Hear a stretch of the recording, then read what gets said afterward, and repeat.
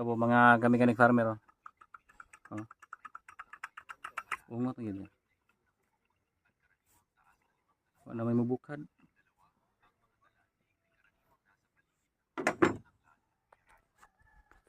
So palitan natin to. Bili tayong bago. So dito siya nakalagay mga kami-kanig farmer diyan. Diyan.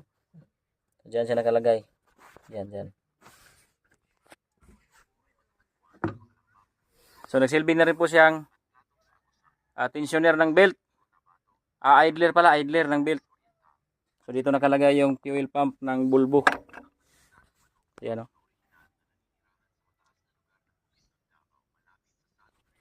So update ko kayo mamaya kung magawa natin to or mapalitan natin ng bago.